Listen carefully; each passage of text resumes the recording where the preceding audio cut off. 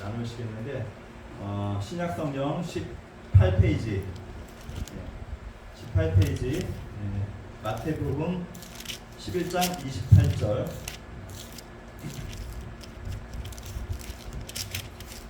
한 절만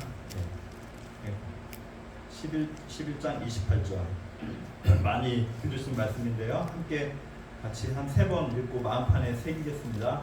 수고하고 무거운 짐진 자들아 다 내게로 오라. 내가 너희를 쉬게 하리라. 나는 수고하고 무거운 짐진 자들아 다 내게로 오라. 내가 너희를 쉬게 하리라. 수고하고 무거운 짐진 자들아 다 내게로 오라. 내가 너희를 쉬게 하리라. 아멘. 아멘. 주님의 이 정말 자상하시고 우리 무겁고 수고하는 그 모든 짐을 다 아신다고 하시는 것 같죠? 이 말씀을 통해서. 아멘. 네, 내가 알기만 할 뿐만 아니라 다 알고 있으니까 내가 너의 그 무거운 짐을 다 도맡아 줄 것이니까 아멘. 나에게 주님께로 와서 예수께로 와서 쉬어라, 좀 쉬어라 이렇게 말씀하시는 음성으로 들립니다. 아멘. 네, 제가 오늘 말씀을 듣고 오늘 말씀 전하고자 하는 말씀은 한 예화부터 시작할게요. 한 할렘가에 한 어린 소녀가 마리화나를 피우고 길거리에 이렇게 널브러져 있는 모습을 보고 한 신문사 기자가 그 할렘가의 비참한 상황을 취재하러 나왔습니다. 그래서 그 어린 소녀를 봤는데 유심히 지켜보고 있는 사이에 그 어린 소녀가 어느 날 임신이 돼서 배가 불러와 있던 거예요. 그래서 이 길가에서 어떻게 저 청소년이 저렇게 말을 걸어서 취재하려고 말을 걸어봤어요, 기자가. 근데 그 어떻게 이렇게 생활을 하냐고 물어보니까 그 청소년이 화가 나는 거죠. 그러니까 그 말 걸어오는 기자도 싫고 환멸을 느끼는 거지, 자기 인생에 대해서. 아이 아빠가 누군지도 모르는 그 지금 상황에서 이 가출 청소년이 된 그 청소년이 길거리에서 그런 할렘가 보면은 그 흑인 청소년들, 그런 청소년들이 많았지 않습니까?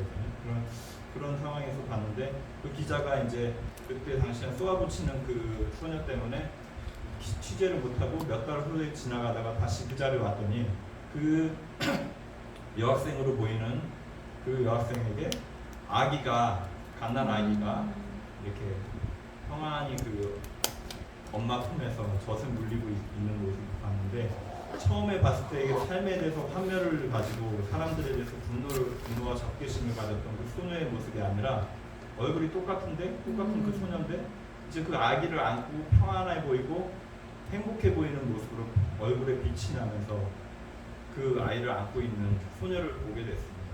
이 예화를 통해서 말씀하고자 하는 것은 처음에 봤던 그 가출 청소년, 삶의 의미도 목적도 없고 정말 실증이 나 있고 신물이 나 있고 환멸을 느끼고 삶의 희망이라고는 찾아볼 수 없었던 그 소년인데, 다시 봤을 때는 그 어린 아이의 생명을 한 명 안고 그 사랑스럽게 그 아이를 젖먹이고 있는 그 모습을 보면서 사람이 완전히 똑같은 사람인데 180도 사람이 바뀌어졌고, 이제는 삶의 동기와 희망과 사랑할 대상이 있다는 것 때문에 자기가 살아야 될 의욕이 생기고 동기를 얻었던 그런 모습을 볼 수가 있는데, 어디서 이런 차이가 있을까? 우리도 보면은 우리 인간이라는 존재가 어떠한 존재인가?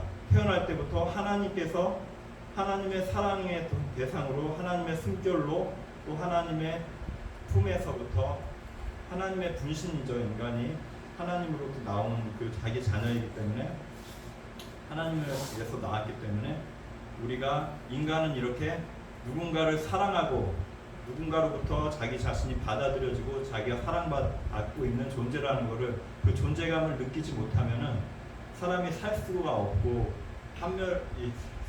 산다는 거에 대해서 실증과 환멸과 짜증과 온갖 스트레스, 고통을 받으면서 이렇게 살아가는 모습을 보게 됩니다. 그래서 그거는 저 이렇게 앞에서 말하는 이 화자나 듣는 여러분들도 그런 고독감이라는 걸 누구나 인간은 고독감을 느끼지 않습니까?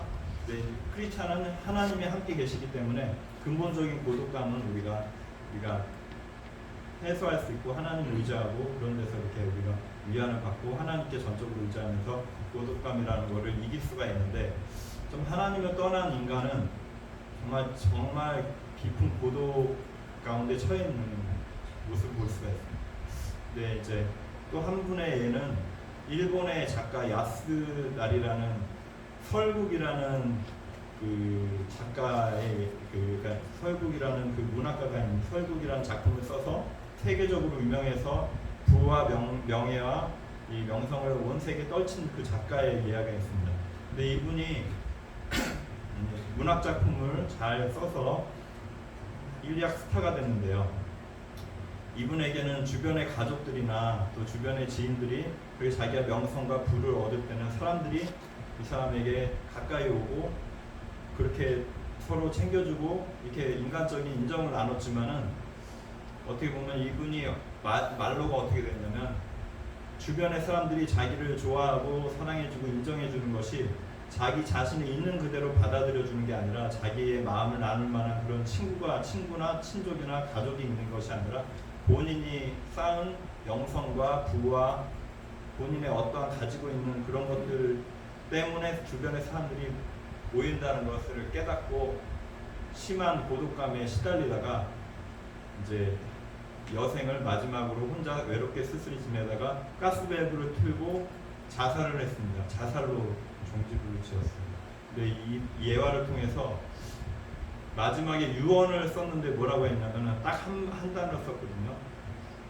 외롭다 하고 평을 외롭다는 그 단어만 쓰고 이렇게 세상을 떠나셨어요. 근데 이런 걸 보면서 사람은 정말 하나님을 떠나 있는 인간에게는 이 고독이라는 짐이 무거운 짐이고, 또 우리 인간이라는 게 수고하고 무거운 짐이 아무리 부와 명성과 자기가 원했던 것들을 자기가 좋아 보이는 것들을 택해서 추구했지만 그런 걸 다 취한 사람이라고 할지라도 마지막에는 외롭다라는 그 단어 한마디만 하고 이게 돌아가시는 것 같거든요.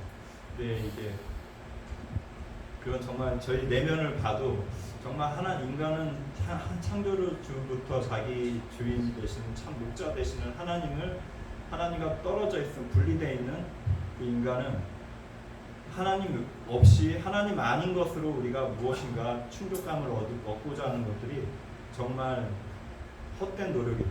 그 수고한 무거운 수고다. 그런 걸 느낄 수가 있는 것이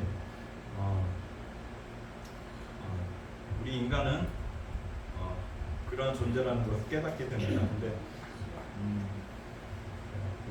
네, 이제 우리 사람이 그러면 왜 사람은 이렇게 인생을 살게 되는 것인가? 처음에 아이가 태어났을 때 의지하는 대상이 부모님이시잖아요. 자기 엄마를 또 많이 의지를 하잖아요. 근데 둘째 아이가 태어나면, 자기 동생이 태어나면 또 엄마의 사랑을 자기가 뺏기는 것 같으니까 동생을 심지어는 미워하기도 하고 질투하기도 하고, 또 엄마한테 관심을 끌고자 그 사랑을 잃지 않고자 마치 좀 큰 아이도 태행적으로 2-3살짜리 그 아이의 그 태행이라고 하잖아요. 안 하던 짓을 하고 좀 관심을 끌기 위해서 그런 행동을 하는데, 어렸을 땐 그렇게 또 지내다가 또 커서는 이제 이성을 이제 알게 되면서부터는 자기 엄마로부터 못 느끼는 엄마의 품은 이제 고리타분하다고 생각하고 잔소리하고 자기 이제 뭐 이렇게 지시만 하는 엄마보다는, 잔소리하고 이렇게 하는 엄마보다는 이성에게 이제 또 마음을 끌리고 그렇게 하고 자라지 않습니까? 내가 청소년기를 지나고 또 이제 이성 교제를 하고 또 남편과 아내와 이렇게 가정을 이제 꾸미게 될 때는 배우자로부터 자기 자신을 그대로 있는 그대로 모습을 이해를 받기 원하고, 또 배우자로부터 존중받고 사랑받기를 원하고, 그래서 이제 결혼을 하지 않습니까? 그렇게 해도 우리 사람은 이 배우자가 자기 자신을 있는 그대로 받아들이고 자기의 부족한 부분을 다 충족해 줄 수 있는 존재가 아니라는 것을 또 금방 쉽게 또 깨닫게 됩니다. 예, 그렇게 여러분들은 다 경험이 있으셔가지고 어느 정도의 한계를 아시죠? 부부간은 완전 채워줄 수 없는 그런 부분이 있지 않습니까? 예, 기대를 크면 클수록 어떤 그런 채워지지 않는 하나님으로부터 채워야 될 부분인데 이 남편이나 아내로부터 자기가 그런 사랑을 받고자 하는, 공급받고자 하는, 그리고 또 내가 채워줄 수 있다고 생각하는 것도 100% 채워줄 수 있다고 생각하는 것도 착각이라는 것입니다. 이건 하나님이 해주실 부분인데 그 사람에게 바란다는 것은 이게 실망이 될 수가 있죠. 이게 그렇게 인생을 살다가 이제 아이가 태어납니다. 자기 자녀가 태어났죠. 자기의 분신 그 아이를 애지중지에 키우고 그 사람과 각별한 정성과 시간과 물질과 정말 이 부모의 사랑을, 내리사랑을 이렇게 품으면서 자녀를 양육했는데, 이제 자녀가 머리가 커서 이 자녀로부터 자기가 인정받고 부모로서 부모 스스로의 그 있는 모습 그대로 받아들여주고 자기 부모를 알아주려니 하고 생각을 하고 자녀하고 관계를 맺는데, 이 자녀가 부모를 다 담아낼 수 없는 존재라는 거, 그 영혼을 다 자기를 이해해주고 할 수 없다는 것을 그 자녀가 할 수 있는 존재가 아니라는 것을 아주 진저리가 나도록 이제 청소년기에 겪게 되고, 이제 커서도 그렇지 이제 장성한 자녀가 돼서도 또 자녀들의 삶이 있기 때문에 부모가 또 자녀에게 바라는 만큼의 그 사랑을 못 느끼는 거죠.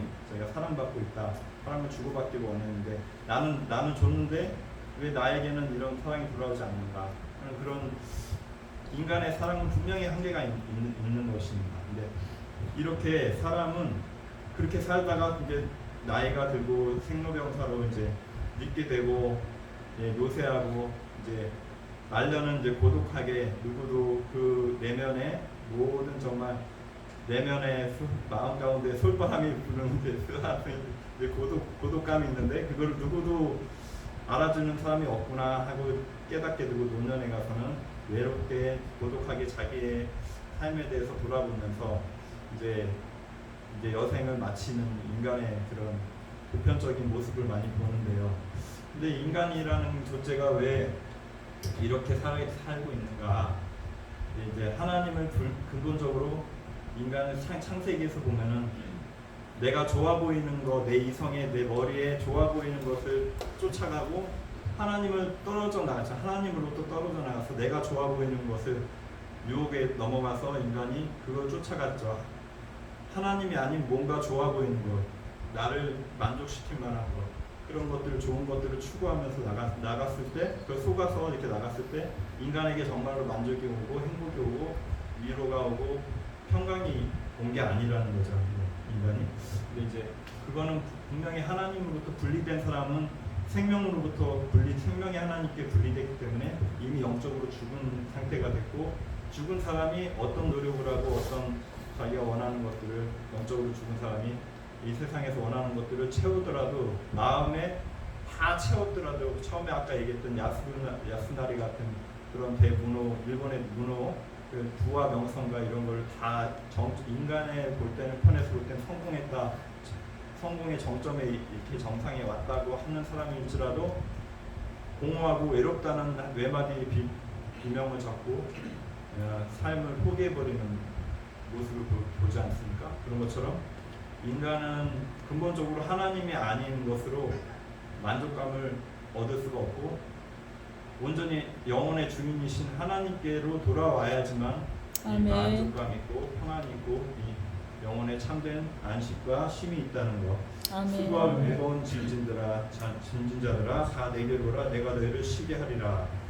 이 말씀처럼 잃어버린 인간, 하나님으로부터 분리되고 예수님으로 떨어져 버린 인간을 찾아서 목자 되신, 선하신 목자 되신 예수님이 우리 뒤를 쫓아오신 거죠. 찾으러 오셨고, 잃은 드라크마를 찾은 그 한 여인과 같이 또 잃어버린 한 마리 양을 찾아서 산을 헤매면서 또 그 낭떠러지에서 주님의 강한 손으로 건져내시고 구원해내시고 지팡이로 구원해내시고, 주님이 우리를 품에 안으셔가지고 내가 죽었다 다시 산 이 아들을 얻었기 때문에 이제 다시는 나의 손에서, 내 품에서 빼앗을 자가 없으리라. 그러니까 예수님께서 한 번 우리를 찾으셨잖아요. 이제 구원을 받았잖아요. 다시는 어떠한 사람도 예수님의 그 강한 품에서, 예수님의 그 끌어안으신 손에서 누구도 나의 양을 뺏어갈 자가 없다. 아멘. 그 말씀을 주신 것처럼 우리가 그 안에서 안정감을 가지고 하나 예수님 품 안에서 우리가 자유하고 쉼을 누리는 영혼의 쉼도 누리고 또 거기서 힘을 얻고 그 안에서 충족되고 우리가 예수님이라는 큰 하나님의 그릇이랄까 이렇게 하나님께 이렇게 큰 품이 있으신데 예수님의 품에 우리가 딱 안겨버리지 그 안에 들어갔잖아요.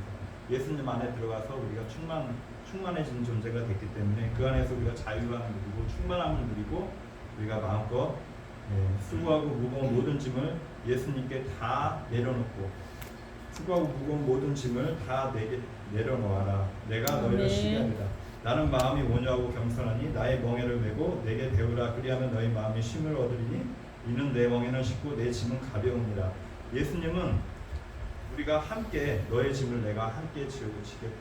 그리고 나에게 맡길 때 모든 너의 생활 가운데 너의 내면의 짐이든 갈등의 문제든 고독함이든 어떤 일상의 문제든 어떠한 짐일지라도 이제는 다 나한테 내려놓고 쉬어라 하시는 말씀을 아멘.